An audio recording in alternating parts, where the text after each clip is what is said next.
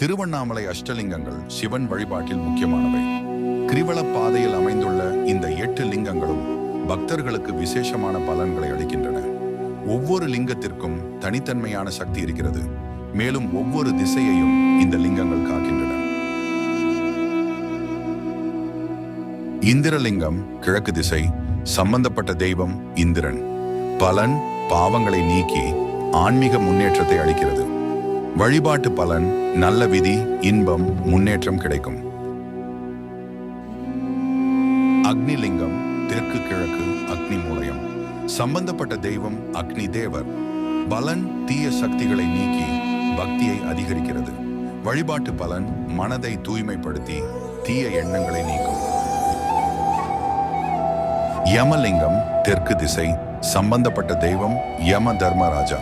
பலன் தர்ம நடத்தை ஏற்படுத்தி நீதி உணர்வை வளர்க்கும். வழிபாட்டு பலன் பாவங்கள் நீங்கி வாழ்வில் நல்லது மட்டுமே நடக்கும். நிருதி லிங்கம் தெற்கு மேற்கு, நிருதி மூலயம். சம்பந்தப்பட்ட தெய்வம் நிருதி பகவான். பலன் எதிரிகளை அடக்கி பாதுகாப்பை அளிக்கும். வழிபாட்டு பலன் சூனியம், துன்பங்களை அகற்றும். வருணலிங்கம் மேற்கு திசை, சம்பந்தப்பட்ட தெய்வம் வருணதேவன். பலன் நீரியல் சார்ந்த சக்திகளை சமநிலைப்படுத்தும். வழிபாட்டு பலன் குடும்பத்தில் அமைதி, செல்வம் கிடைக்கும். வாயுலிங்கம் வடமேற்கு, வாயு மூலயம். சம்பந்தப்பட்ட தெய்வம் வாயு பகவான். பலன் உடல் ஆரோக்கியத்தை மேம்படுத்தும். வழிபாட்டு பலன் நோய்கள் குணமாகி நீண்ட ஆயுள் கிடைக்கும். குபேரலிங்கம் வடக்கு திசை, சம்பந்தப்பட்ட தெய்வம் குபேரன். பலன் செல்வ வளத்தை அளிக்கிறது. வழிபாட்டு பலன் பொருளாதார வளர்ச்சி, தொழிலில் முன்னேற்றம் கிடைக்கும். ஈசானிய லிங்கம் வடகிழக்கு, ஈசானிய மூலயம். சம்பந்தப்பட்ட தெய்வம் ஈசான தேவன். பலன் ஆன்மீக சக்தியை அதிகரிக்கும்.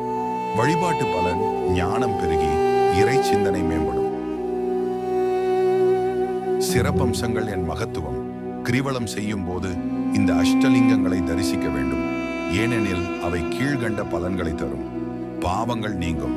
வாழ்வில் அமைதி, செல்வம், ஆரோக்கியம் கிடைக்கும். எதிரிகளை வெல்லலாம். ஆன்மீக முன்னேற்றம் ஏற்படும். கிரிவலத்தின் போது இந்த அஷ்டலிங்கங்களை தரிசித்து வழிபடுவது மிகவும் சிறப்பு வாய்ந்தது. கிரிவல பாதையில் உள்ள இடுக்கு பிள்ளையார் கோவில் என்பது பக்தர்களுக்கு மிகவும் முக்கியமான இடமாக கருதப்படுகிறது.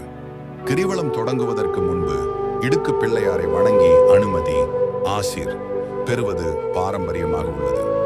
கிரிவலத்திற்கு சிறந்த நாட்கள் மற்றும் நேரம்: பிரதோஷம் நல்ல நாள், பௌர்ணமி, நிறை நிலவு, மிகுந்த ஆன்மீக சக்தியுள்ள நாள், கார்த்திகை தீபம், மகா சிவராத்திரி விசேஷமான நாட்கள். ஓம் நம சிவாய.